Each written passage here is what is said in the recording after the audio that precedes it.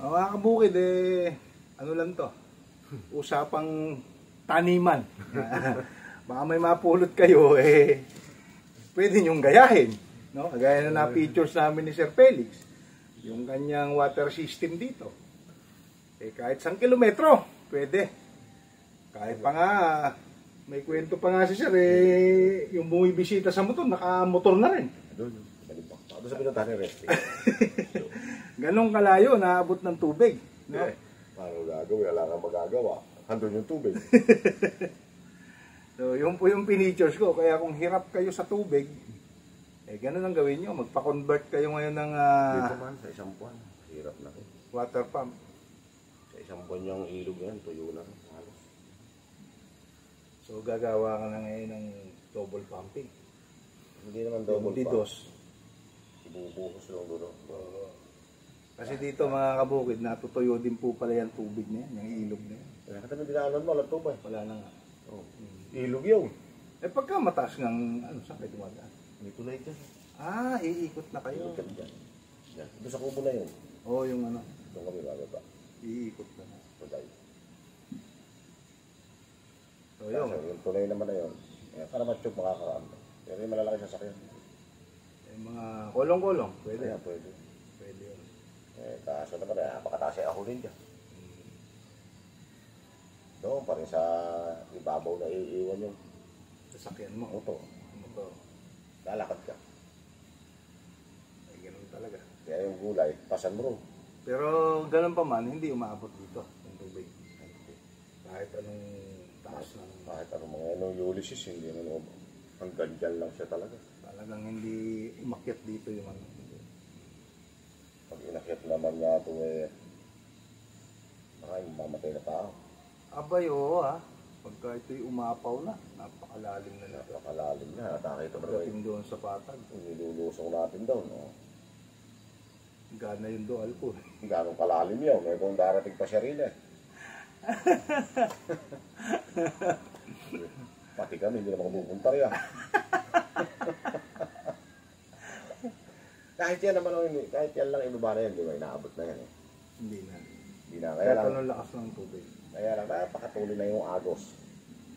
Yun ang papatay sa'yo. Pero huwag ka tatawa. Kasi yung agos, pag natangay ka nun, sa tulay ka dada. sa Manila Bay ka dadamputin. Yung tulay na yun, nung Ulysses, natanggal yung tukod sa gitna. Di bumagsak. Hindi. Ano yun Nakagano naman yun. Sa magkabilang dulo, nakakabit, may tukod sa gitna. Yun, natanggal. Yung sa gitna. May tukod na uli ngayon. Meron na ulit. Natukuro na. Natangay ng agos. Tangay. Pero nandun lang din yung natanggal. Hindi natangay ng agos. Okay, Tumumba lang siya. Tumumba lang. Pero pinalit ka na. Kwadrado kasi yun dati. Ngayon bilog na. Saka parang mas malaki ngayon. May binabandaan yung tubig pag kwadrado Masasalon na natin yung impact ng tubig. Yung bilog, hindi masyado. Hindi. Maano lang siya sa gilid. Mga taples. Bada place. So. Sir, itong kamatis mo, pang ilang pitas mo na ito? Mga 6 siguro. Paano na ito? Yung huli mo, 29. Oo, okay. Hindi pa. Packet ng packet. Sinanda naman. 20 lang ata. Para pala sili to. Mas baba. May pitas na maganda. May pitas din na... Hindi. Ngayon ito para subong pa yan. Papasulong.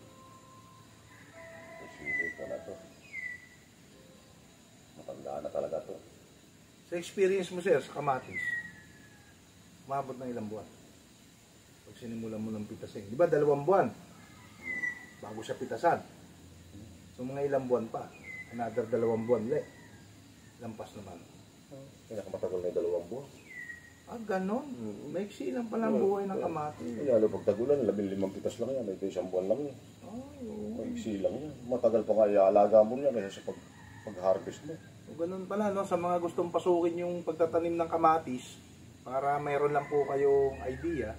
So, si Sir Felix, expert na po dyan. Kung pag tagulan yan, halos 15 pitas lang yan. Ito 1 buwan lang yan. 15 dias lang, ano? O buwan niya, ating makalawa. O ito 1 buwan lang yan. 30 days lang yan. Kung taga-araw, medyo matadagdagan naman daw.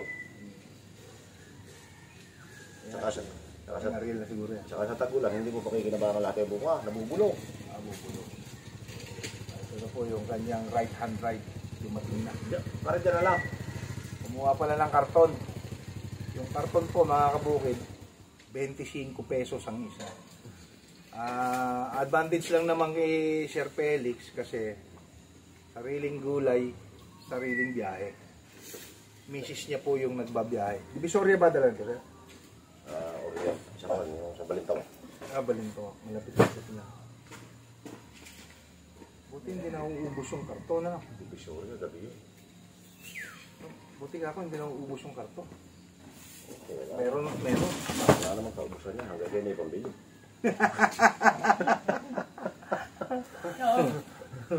Pag wala kang pambili, hindi ka bibigyan doon. Tama. Paragis na kartog yan. Sir, matanong na lang kita. Baka may maibibigay kang tip sa mga nagkakamatis din na baguhan ka sa larangan ng pagtatanim na ito. Yung kamatis, malakas kitaan. Kaya lang, pag natapat sa lugi, malaki din ang lugi. Kaya ka mo, sabi mo, huwag magtatanim ng malapad agad. Pwede rin naman. Kaya nga lang, pag malaki kapital mo. Problema nga. Paano nga kung ala? Natapat sa kalugihan. Doon naman naluloko. Malungkot agad. So dito, mga kabukid, kailangan Tingnan mo nga, maluwang na may tanim ah. Hindi nga ako makapagtanim ng maluwang. Kasi, puhunan niya, napaka dami kailangan.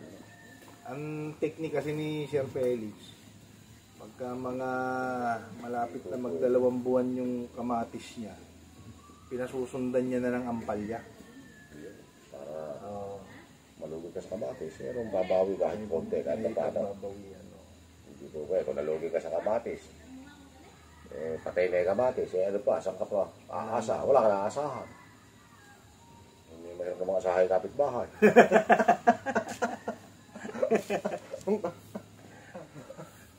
Kaya nga tingnan mo yung lahat may balag dyan, may kamatis na daanan mo. Puro may tanim sa iba, sa ilalim, merong gumagapang sa ibabaw. 2-in-1 yan. Wow. Nauso na yan. Dati hindi eh. Ngayon usong-uso na. Kasi tao mag-iisip ng parang paano magaling mailam. Para tipid na rin, pero kasi siyempre kung... hindi naman ako nakaisip, nakita ko lang din. Kaya magaling ang Pinoy, gaya-gaya.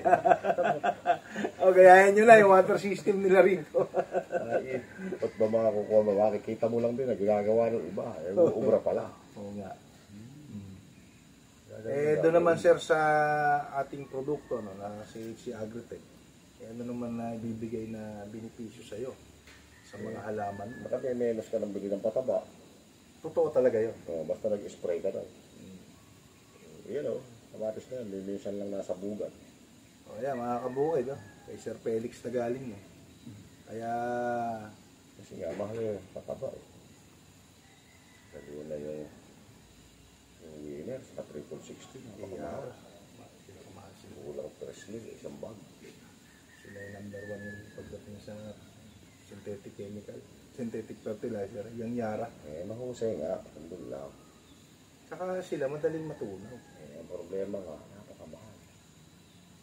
Bumili ka ng 3 bultong. Siyang malibo na. Kulang 9,000 na nga.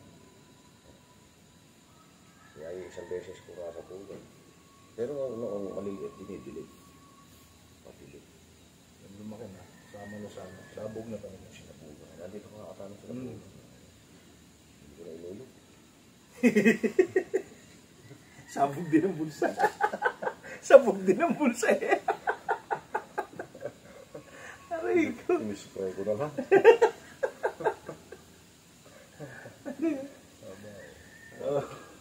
Sabi, meron naman. Patabarin naman yun. Oo naman.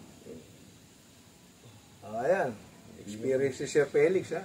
Hindi nakita mo rin yung dahon. Kaya ka nagpadala uli ako sa isa. Baka hanggang makalawa, spray uli ka rin sa hapon. Gagana na yan. I-spray na lang uli namin. Wisik-wisikan mo lang. Para maka...